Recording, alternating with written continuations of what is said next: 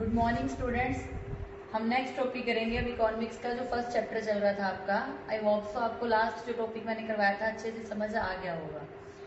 उसके बाद हमें स्टैट की लिमिटेशंस करनी है। अब लिमिटेशंस मतलब होता है उसके स्टैट के अगेंस्ट बताना कुछ, कि हमारी ये स्टैट जो है जो हम यूज कर रहे हैं किस किस केस में सही नहीं है। लिमिटेशंस का मतलब डिसएडवांटेजेस भी आप कह सकते हो, हानियां भी कह सकते हो, सीमाएं भी कह सकते हो। तो कल मैंने तुम्हें बताया था सबसे पहले कि स्टैट में हमेशा क्वांटिटेटिव डाटा लिया जाता है, क्वांटिटेटिव फैक्ट्स लिए जाते हैं, क्वालिटी नहीं ली जाती। तो क्वांटिटी का मतलब क्या है कि नंबर्स में लिया जाता है ओनली। तो सबसे पहला ही इसकी लिमिटेशंस क्या है? First of all study of numerical facts only. Numerical मतलब नंबर्स में अगर है तो हम स्टडी कर सकते हैं, अदरवाइज हम क्वालिटी बताइए, हम किसी की ईमानदारी, किसी की बुराई, किसी की बुद्धिमत्ता, विस्डम, इस सब के बारे में तो बता ही नहीं सकते। तो हम सिर्फ क्या है इसमें न्यूमेरिकल फैक्ट्स की ही स्टडी कर सकते हैं, नंबर्स की ही स्टडी कर सकते हैं। तो ये इसकी एक लिमिटेशन है। And the second one is study of aggregates only. Aggregates का मतलब होता है कि कई चीजें हम ये मान लेते हैं कि एवरेज, इतनी एवरेज है। मान लो तुम्हारे स्कूल टीचर की सैलरी है पर मंथ 50,000। क्या हम ये मानकर चल सकते हैं कि पूरे देश में जितने टीचर हैं उनकी पर मंथ सैलरी 50,000 होगी? इसके अकॉर्डिंग क्या है, एग्रीगेट ओनली, इसने ये एस्टिमेट लगा लिया कि हाँ सबकी सैलरी 50,000 होगी, लेकिन एक्चुअल में ऐसा नहीं होता। Homogeneity of data and essential requirement. Homogeneity का मतलब होता है समरूप या एक जैसी। तो इसमें डाटा हमेशा एक जैसा होना चाहिए। जब भी हमने मान लो कोई कंपैरिजन करना है, इसमें कंपैरिजन किया जाता है। अब कंपैरिजन के लिए ये डाटा एक जैसा मांगता है। अब जैसे कल मैंने एग्जांपल भी दिया था कि मान लो मेरी हाइट की बात हो रही है और सामने वाले की वेट की बात हो रही है, तो ये तो कोई कंपैरिजन नहीं हुआ, कंपैरिजन सेम होना चाहिए। ऐसे ही अगर हम कहें कि production of wheat and production of cloth, दोनों का तो कोई कंपैरिजन ही नहीं है, क्योंकि व्हीट को हमने टन्स में मेजरमेंट करना है, क्लॉथ को हमने मीटर्स में मेजरमेंट करना है। तो होमोजेनिटी मतलब इसमें एक जैसा डाटा होना असेंशियल है, मतलब जरूरी है। तो ये भी इसकी एक लिमिटेशन है। Results are true only on an average. भाई एवरेज पे ही रिजल्ट सही हो सकते हैं। अब पर कैपिटा इनकम आपने सुना होगा। पर कैपिटा इनकम का मतलब होता है कि पूरे देश में प्रति व्यक्ति आए एक व्यक्ति की इनकम क्या है। अब एक्चुअल में हर एक व्यक्ति की इनकम काउंट करने लगे तो हम एक्चुअल में तो नहीं बता सकते, हम तो एक एवरेज बता सकते हैं कि पूरे देश में एक व्यक्ति एक साल में 50,000 रुपये या 5 लाख रुपए कमाता है, कितना भी कह सकते हो तुम। तो एक्चुअल में क्या सारे देश के लोग इतना ही कमा रहे हैं? हो सकता है कम भी कमा रहे हो। मान लो इन्होंने कह दिया कि per capita income 5,000 per annum है या 50,000 सपोज पर एनम है। क्या 50,000 ही कमा रहे हैं सारे लोग? हो सकता है कोई 50,000 कमा रहा हो, एक्चुअल में रियल हो ये बात, कोई 5 lakhs कमा रहा हो या कोई 50 lakhs कमा रहा हो। तो ये क्या है, results are true only on an average. इसके अकॉर्डिंग एवरेज निकाल के रिजल्ट्स को ट्रू मान लिया जाता है, लेकिन एक्चुअल में ऐसा नहीं होता।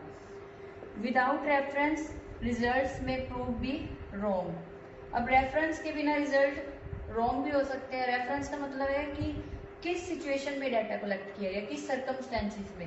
अब मुझे यही नहीं पता किस सर्कमस्टेंस, आजकल हम डाटा कलेक्ट करें, आज के टाइम में आजकल पूरा इंडिया बंद है, डाटा कलेक्ट करें तो हमें जब ये डाटा बाद में हम दिखाएंगे, किसी को शो करेंगे, तो उस टाइम ये बताना पड़ेगा ना सर्कमस्टेंसेस क्या थे। तो अगर हमें सर्कमस्टेंसेस नहीं पते, उस टाइम की सिचुएशन नहीं पता, तो हम डाटा सही कलेक्ट नहीं कर पाएंगे। तो ये भी इसकी एक लिमिटेशन है। Can be use by expert only. अब स्टैट का डाटा कलेक्ट करने के लिए एक्सपर्ट होने चाहिए, उसको स्टैट की पूरी नॉलेज होनी चाहिए।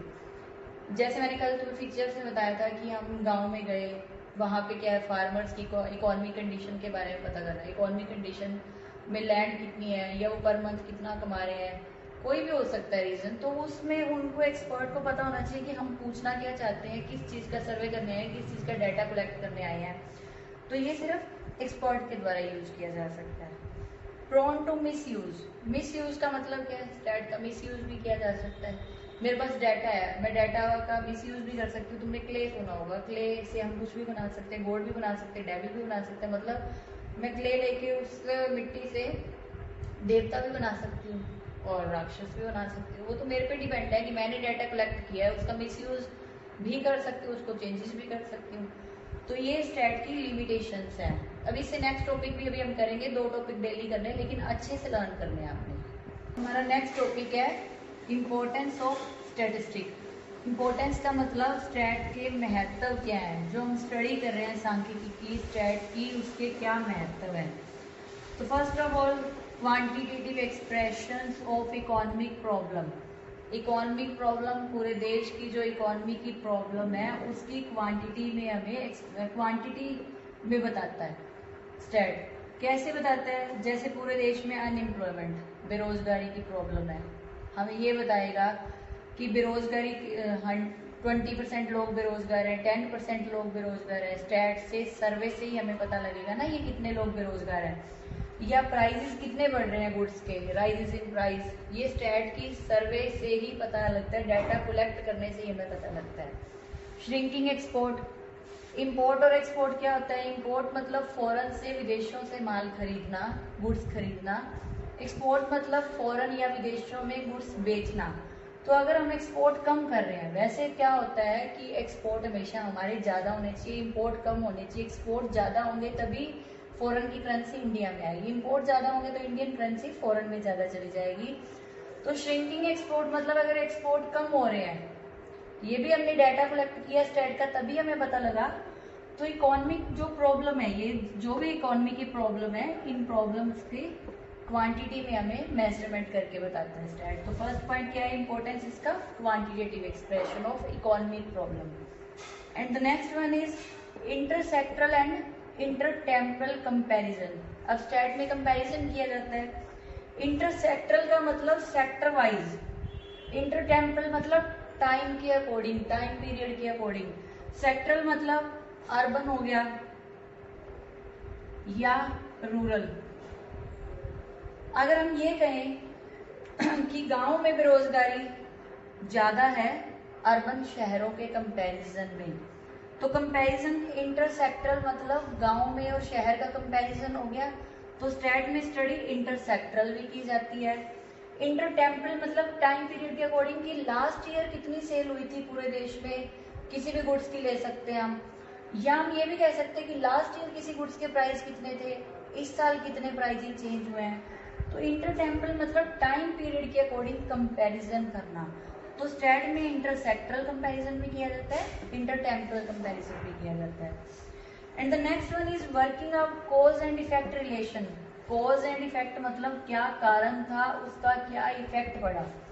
जैसे आजकल ही ले लीजिए, पूरा इंडिया बंद है, डिमांड डिक्लाइन इन डिमांड का मतलब डिमांड कम है, लोग खरीद ही नहीं रहे, बाहर नहीं जा रहे, तो ऑटोमेटिकली उसका इफेक्ट क्या पड़ रहा है, इन्वेस्टमेंट कम हो रही है। प्रोड्यूसर सेक्टर गुड्स कहाँ से बनाएगा, जब माल ही नहीं बिक रहा, डिमांड ही नहीं है देश में, तो इन्वेस्टमेंट भी कम होगी।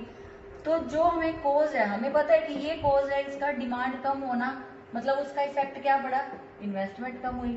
तो ये हमें कोज एंड इफेक्ट रिलेशन के बारे में शो करता है stat. And the next one is economic forecasting. Forecasting का मतलब होता है प्रिडिक्शन करना, फ्यूचर के बारे में पहले से अनुमान लगाना। लेकिन ये एस्ट्रोलॉजिकल प्रिडिक्शन नहीं है, एस्ट्रोलॉजिकल मतलब पंडितों वाला प्रिडिक्शन नहीं है।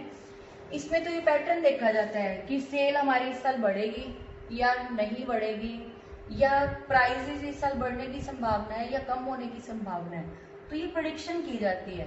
सेल का पैटर्न देखिए, पैटर्न का मतलब है कि लास्ट ईयर का कंपैरिजन कर दिया, 2-3 सालों से सेल कंटिन्यू बढ़ रही है या कम हो रही है, या प्राइसेस कंटिन्यू बढ़ते जा रहे हैं या कम होने की संभावना है। फॉर्मुलेशन ऑफ पॉलिसी, सबसे पहले ये पॉलिसी बनाता कौन है, फाइनेंस मिनिस्टर। आजकल जैसे निर्मला सीतारमन है फाइनेंस मिनिस्टर हमारी इंडिया की, तो वो पॉलिसी बनाते क्यों है, देखने के लिए। फाइनेंस मिनिस्टर ने टैक्स से रिलेटेड पॉलिसी बनानी होती है। अब टैक्स कौन पे करता है, हम लोग पे कर रहे हैं। हम क्या कर रहे हैं, टैक्स, दो तरह का टैक्स है, डायरेक्ट और इनडायरेक्ट टैक्स। डायरेक्ट टैक्स हमने अपनी इनकम पे टैक्स दिया, इनडायरेक्ट जो हम जीएसटी देते हैं, हम गुड्स खरीदते हैं उस पर टैक्स पे करते हैं। तो ये जो टैक्स पेइंग कैपेसिटी लोगों की चेक करते हैं, वो जो फाइनेंस मिनिस्टर है वो स्टैट के थ्रू ही उसको पता लगता है कि लोग टैक्स दे पाएंगे या नहीं दे पाएंगे। डाटा कलेक्ट होता है तभी पता लगता है कि लोगों की इनकम कितनी है, उसके अकॉर्डिंग वो टैक्स की पॉलिसी बनाते हैं। स्लैब रेट फिक्स करते हैं, स्लैब रेट का मतलब कि 5% कितनी इनकम पे कितना टैक्स फिक्स किया जाएगा। फिर नेक्स्ट है इकोनॉमिक इक्विलिब्रियम। इक्विलिब्रियम का मतलब क्या होता है, संतुलन की अवस्था में इकोनॉमिक कब आती है। अब इकोनॉमिक में दो मेन होते हैं, प्रोड्यूसर जो माल बनाने वाला है, कंज्यूमर जो खरीदने वाला है। प्रोड्यूसर क्या चाहेगा, ज़्यादा से ज़्यादा प्रॉफिट अर्न हो उसको, कंज्यूमर क्या चाहेगा, मैक्सिमम सेटिस्फेक्शन हो, हम कोई भी चीज खरीद के सेटिस्फाइड होते हैं। मैं तुम्हें पढ़ा रही हूँ, अगर तुम सेटिस्फाइड हो तभी तुम पढ़ोगे, अदरवाइज नहीं पढ़ पाओगे। ऐसे हम कोई गुड्स खरीदते हैं, हम सेटिस्फाइड है गुड्स खरीद के, तो हम दोबारा दोबारा उसको खरीदेंगे, अदरवाइज नहीं खरीदेंगे। तो इसमें क्या है, इकोनॉमिक इक्विलिब्रियम, ये हमें स्टैट के थ्रू पता लगता है कि प्रोड्यूसर का इक्विलिब्रियम कहाँ है, किस रेट पे कितनी इनकम कमा के वो संतुलन की स्थिति में आता है, कंज्यूमर कहाँ सेटिस्फाइड होता है, कहाँ इक्विलिब्रियम आता है। तो ये थी इम्पोर्टेंस ऑफ स्टैट। ये मोस्टली तुम्हारा चैप्टर लगभग खत्म ही है, एक आधा टॉपिक रह गया, अदरवाइज ये कंप्लीट हो चुका है। तो इसको आपने अच्छे से यहाँ तक लर्न करना है, होप तो आपको समझ आ गया होगा। अगर कोई फिर भी नहीं समझ आया तो आप मेरे से पूछ सकते हैं। Thank you.